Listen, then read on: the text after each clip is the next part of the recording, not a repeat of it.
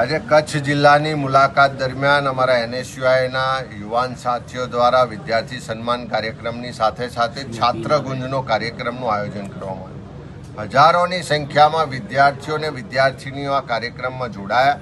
અને જે રીતે કચ્છ યુનિવર્સિટીમાં કચ્છમાં શિક્ષણનું ખાનગીકરણ થયું છે,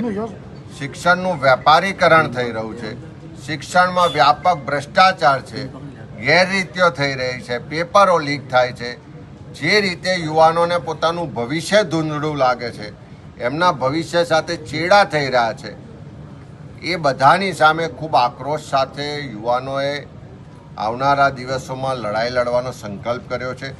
એનએસયુઆઈના નેતૃત્વમાં આખી શિક્ષણ વ્યવસ્થામાં જે ભ્રષ્ટાચાર છે, જે પરીક્ષા વ્યવસ્થા ફેલ થઈ ચૂકી છે, જે શિક્ષણ સંસ્થાઓનું ભગવાકરણ થયું છે, જે કચ્છ યુનિવર્સિટીમાં વ્યાપક રીતે ગેરરીતિઓ અને ભ્રષ્ટાચાર થાય છે, એના સામે લડાઈ લડવામાં આવશે।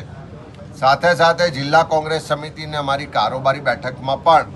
આખા જિલ્લાના અમારા આગેવાનો, છૂટાયેલા પ્રતિનિધિઓએ સાથે મળી અને નક્કી કર્યું છે, ઠરાવ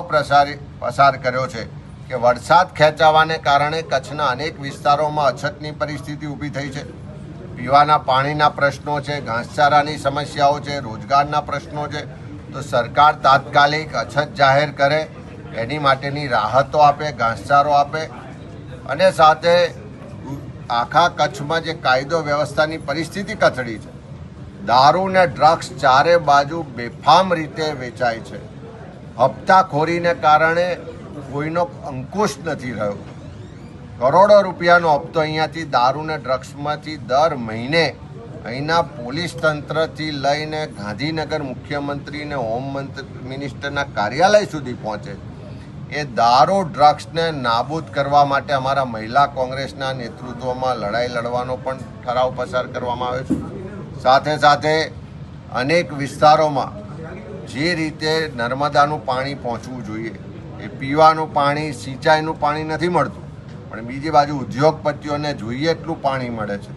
આ જે નર્મદા યોજનામાં કેનાલના અને બાકીના પ્રશ્નો માટે પણ લડાઈ લડવાનો એક ઠરાવ પસાર કરવામાં આવ્યો છે। ખાસ કરીને આખા કચ્છમાં જે રીતે ખેડૂતોના ખેતરમાં વીજ પોલ જબરજસ્તીથી નાખવામાં આવે છે, એને પૂરતું વળતર નથી મળતું, કંપનીઓના લાભાર્થે આખી સરકારને પોલીસ ઉતરી પડે છે। એ ખેડૂતોના હક માટે, એના અધિકાર માટે, એના ન્યાય માટેની લડાઈ લડવાનો પણ સંકલ્પ કર્યો છે, એના માટે પણ ઠરાવ પ્રસારિત કર્યો છે। સાથે સાથે આખા કચ્છમાં જે ભાજપના નેતૃત્વમાં ભાજપના નેતાઓ સંચાલિત સહકારી સંસ્થાઓ છે, ખાસ કરીને દૂધ સંઘ છે, એમાં મોટા પ્રમાણમાં ભ્રષ્ટાચાર થાય, એમાં પશુપાલકોને એનો જે ઉત્પાદન છે, દૂધનો પૂરતો ભાવ નથી મળતો, બોનસ નથી મળતું, એ પ્રજાના, પશુપાલકોના, સભાસદોના પૈસા બેફામ રીતે એમના કાર્યક્રમોમાં વાપરવામાં આવે છે, એની સામે પણ ખૂબ આક્રોશ છે, એની સામે પણ આંદોલનનો ઠરાવ પ્રસારિત કરવામાં આવ્યો છે। એ જ રીતે આખો સરહદી વિસ્તાર છે, ક્યાંક સોલ્ટ માટે, ક્યાંક સોલર પાર્ક માટે, ક્યાંક બીજા ઉદ્યોગોના નામે ગૌચર સહિતની હજારો એકર જમીનો ઉદ્યોગપતિઓને પધરાવી દીધી છે। એના ગેરકાયદેસર દબાણો છે, ગેરકાયદેસર રીતે એમાંથી કરોડો રૂપિયાની કમાણી કરે છે, એની સામે સરકારી તંત્ર કોઈ પગલાં નથી લેતું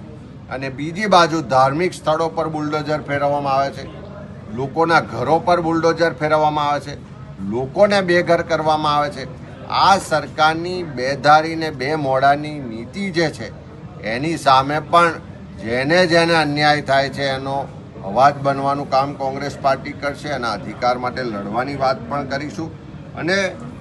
આખા કચ્છમાં જે મોટા પ્રમાણમાં ખનીજની ચોરી થાય, ખનીજ માફિયાઓ બેફામ છે, ખુલ્લેઆમ કહી રહ્યા છે કે અમારા ભાગીદાર ભાજપના નેતાઓ છે, ખુલ્લેઆમ ખનીજ માફિયાઓ કહી રહ્યા છે કે અમારો હપ્તો તો છે ગાંધીનગર મુખ્યમંત્રી કાર્યાલયમાં જાય છે, કોઈ અમારો વાડ પણ વાંકો નહીં કરી શકે। એ ખનન થાય છે, પ્રજાના જે સંપત્તિ છે, આ રાજ્યની સંપત્તિ છે, એની ચોરી છે, એની સામે પણ જે આક્રોશ છે એના માટે પણ લડાઈ લડીશું। અને ખાસ કરીને આખા ગુજરાતમાં સૌથી વધારે સરકારને જો જીએસટી આપતું કોઈ જિલ્લો હોય તો કચ્છ જિલ્લો છે। અને જીએસટીના પ્રમાણમાં કચ્છ જિલ્લામાં જે શિક્ષણની વ્યવસ્થાઓ થવી જોઈએ, શિક્ષકો ભરાવા જોઈએ, ઓરડાઓ હોવા જોઈએ, જે દવાખાના બનવા જોઈએ, એમાં સ્ટાફ ને ડૉક્ટર હોવા જોઈએ, જે રોજગારી સ્થાનિક યુવાનોને મળવી જોઈએ, જે માળખાગત સુવિધાઓ અને જે ઇન્ફ્રાસ્ટ્રક્ચર હોવું જોઈએ, એની કોઈ વ્યવસ્થાઓ નથી. એ કચ્છના લોકોને જે સરકાર દ્વારા ભેદભાવ થઈ રહ્યો છે,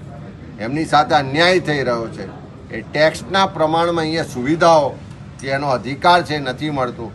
એના મુદ્દાઓને લઈને પણ આંદોલનો પણ થશે, કાર્યક્રમો પણ થશે, ઘેર ઘેર જઈશું, લોકોને મળીશું અને કચ્છના 1800 કરતાં વધારે જે બૂથો છે એ દરેક બૂથના લોકોના પ્રશ્નો માટે આખો એક સામૂહિક કાર્યક્રમ લઈ અને લડાઈ લડવામાં